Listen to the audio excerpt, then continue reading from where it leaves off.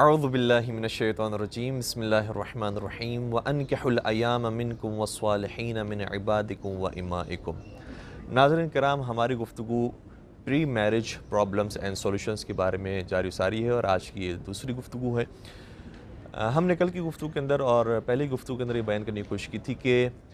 جب شادی کی عمر آ جائے تو فوراً انسان پھر اس کے اقدامات کی طرف آئے، اور شادی کر دینی چاہیے اور کروا دینی چاہیے جب انسان شادی کی عمر تک اور اس کی اولاد شادی کی عمر تک پہنچ چکی ہو۔ یہ دونوں کی ذمہ داری ہے، اولاد کی بھی ذمہ داری ہے کہ وہ اپنے لیے اسباب فراہم کرے، اور والدین کی اسپیشلی ذمہ داری ہے کہ اولاد کے لیے وہ ماحول فراہم کرے۔ ہو سکتا ہے کہ مجھے لوگ یہ کہیں کہ آپ مولانا اتنا جلدی شادی اگر کروانے کی بات کر رہے ہیں تو دنیا والے کیا کہیں گے؟ تو یاد رکھیے گا کہ دنیا والے ہماری ہر بات کے اندر، ہمارے ہر فعل کے اوپر کوئی نہ کوئی اعتراض کریں گے۔ اگر ہماری خواتین حجاب پہنتی ہیں تو اس پر بھی اعتراض ہوتا ہے کہ یہ تھرڈ ورلڈ کنٹریز ہیں، یہ آؤٹ ڈیٹڈ لوگ ہیں، یہ 14 سال پہلے کی سیرت پر عمل کر رہے ہیں۔ اور اسی طریقے سے اگر ہم دینی اقدار کو لے کر آتے ہیں، ہم نماز، روزہ، حج، زکوٰۃ انجام دیتے ہیں، تو اس کے اوپر بھی اعتراض ہوتا ہے کہ یہ کس دین کے اوپر چلنے والے ہیں۔ آج کل کی دنیا تو بڑی ترقی یافتہ ہو گئی ہے، آج تو جو ہے وہ ہم جنس گرائی عام ہو گئی ہے، گانے عام ہو گئے ہیں، ہر چیز جو ہے وہ نارملائز ہو گئی ہے۔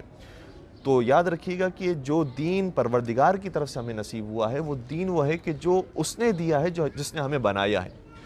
اگر ہم بھی کوئی چیز بناتے ہیں تو اس کے بارے میں زیادہ جانتے ہیں کہ اس کی کیا ضرورت ہے اور اس کی کیا مشکلات ہیں۔ اسی طریقے سے پروردگار نے اگر ہمیں بنایا ہے تو وہ ہماری مشکلات سے بھی واقف ہے اور اس کے سولوشن سے بھی واقف ہے۔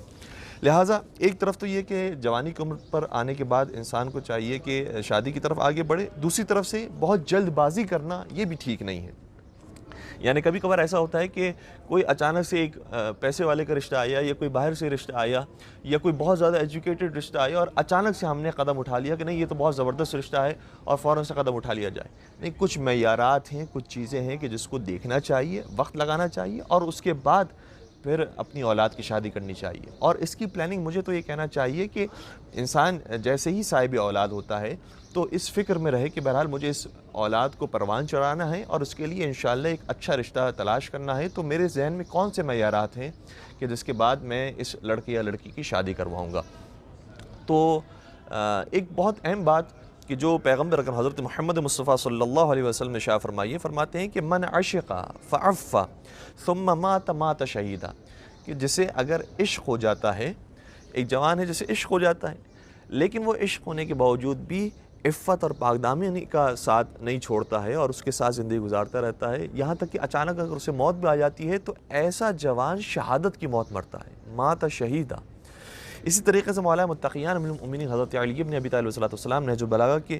کلمات حکمت نمبر 474 کے اندر ارشاد فرماتے ہیں کہ مل مجاہد الشہید فی سبیل اللہ باعظم اجرا ممن قدر فعفا،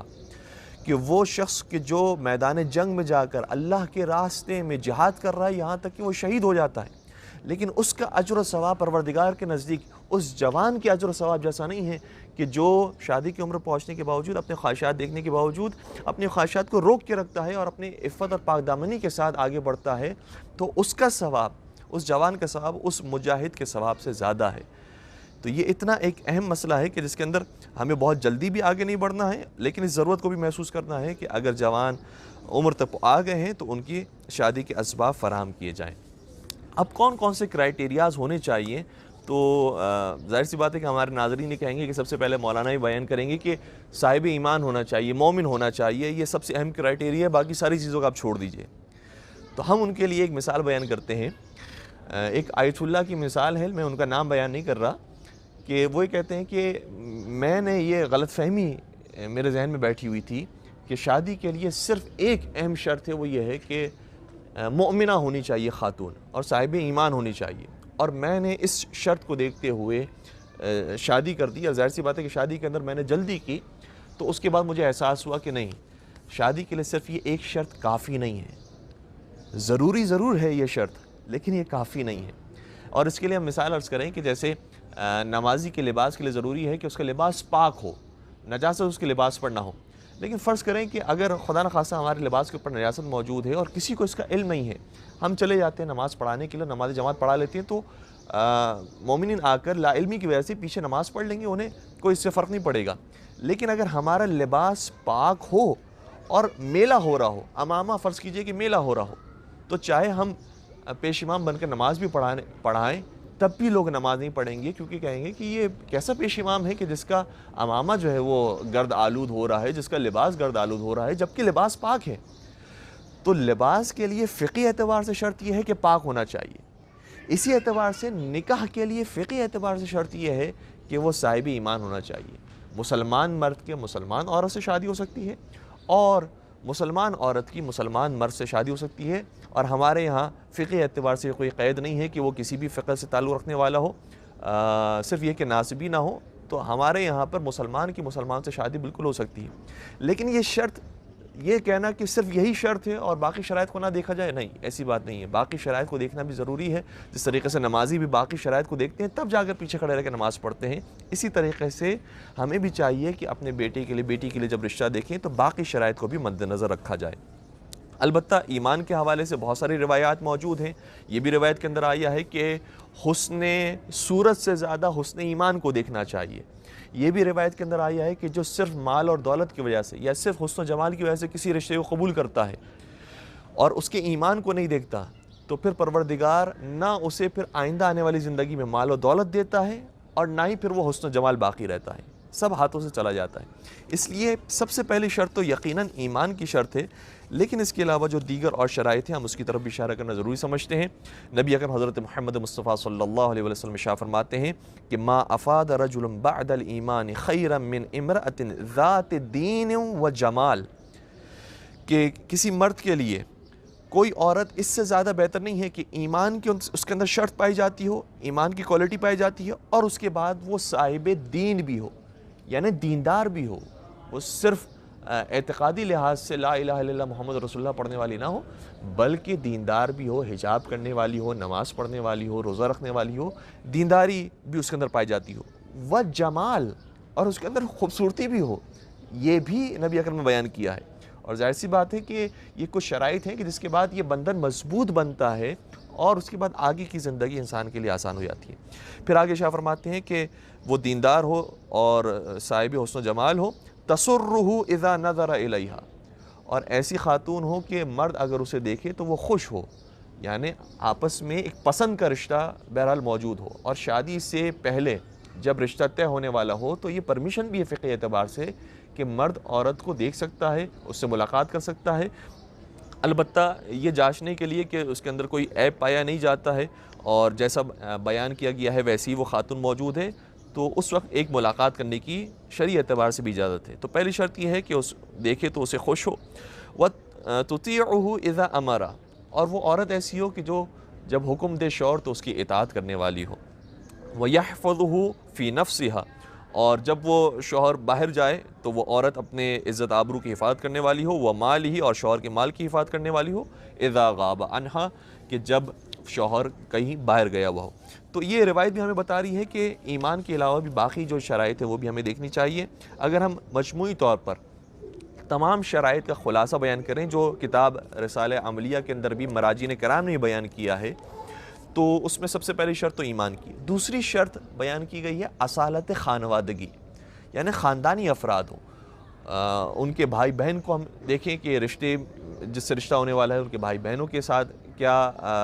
کس طرح سے ان کے ٹرمز ہیں، اور پیرنٹس کے ساتھ کیا ٹرمز ہیں ان کی، اور جو رشتہ دار ہیں، چاچا ہیں، ماموں ہیں، خالہ ہے، پھوپھی ہے، ان سب کو بھی دیکھنے سے پتہ چلتا ہے کہ یہ خود خاندان کیسا ہے کہ جس کا ہم لڑکا یا لڑکی لینا چاہتے ہیں۔ تیسری بات یہ ہے کہ پاک دامنی اور عفت کو بھی دیکھا جائے کہ یہ لڑکا کتنا پاک دامن ہے، با حیا ہے، با عفت ہے، یہ دیکھنا بھی ضروری ہے۔ چوتھی شرط یہ ہے کہ حسن اخلاق کو دیکھا جائے، وہ صاحب کردار ہے اور صاحب اخلاق ہے یا نہیں ہے، کیونکہ یہ بہت ضروری ہوتا ہے کہ کبھی کبھار انسان صرف دینداری کو دیکھ کر فیصلہ کر لیتا ہے، بعد میں پتہ چلتا ہے کہ نہیں اس کا اخلاق بہت برا ہے۔ اور یہ روایت بھی ظاہراً چھٹے امام جعفر صادق علیہ السلام کی ہے، جس میں وہ ارشاد فرماتے ہیں کہ اگر کسی پیسے والے شرابی کو انسان نے اپنی بیٹی دے دی تو وہ ممکن ہے کہ پیسے والا تو ہے، لیکن وہ شرابی ہونے کی وجہ سے بیٹی کے اوپر اتنا ظلم ڈھائے گا کہ ان پیسوں کا کوئی فائدہ نہیں ہونے والا۔ اور صاحب اخلاق ہونا اور صاحب کردار ہونا وہ ضروری ہے، چاہے وہ پیسے والا نہ ہو لیکن وہ خوشحال اتنا رکھے گا انسان کی بیٹی کو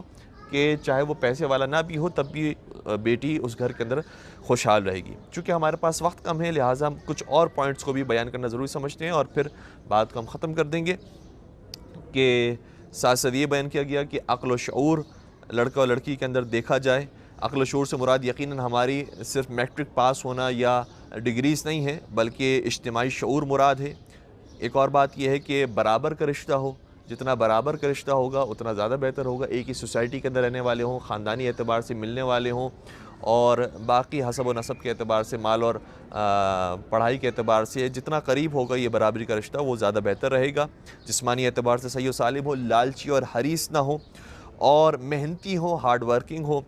سنسیئر اور ڈیووٹنگ ہو اور اپنے آپ کا خیال رکھنے والے ہوں، مینٹین ہوں، ویل ڈریس ہوں، صفائی ستھرائی کا خیال رکھنے والے ہوں۔ یہ جتنی انسان اخلاقی اقدار کو، اخلاقی خوبیوں کو دیکھ سکتا ہے دیکھنے کی کوشش کرنی چاہیے۔ اور پھر ہم اس بات پر اپنی بات کا اختتام کرتے ہیں کہ کوئی بھی رشتہ 100% پرفیکٹ نہیں ہوتا ہے۔ یہ ہم نے وہ باتیں بیان کی ہیں کہ جتنا انسان دیکھ لے اتنا بہتر ہے، ورنہ یہ سوچنا کہ جب تک ایسا پرفیکٹ رشتہ نہیں آئے گا اس وقت تک ہم اپنے بیٹے بیٹی کی شادی نہیں کریں گے تو یہ بھی نامناسب ہوگا۔ شادی کی عمر آنے کے بعد جو بہتر سے بہتر رشتہ ملتا ہو وہ ہمیں اختیار کرنا چاہیے اور اپنے بیٹے بیٹی سے شادی کروا دینی چاہیے۔ والسلام علیکم ورحمۃ اللہ وبرکاتہ۔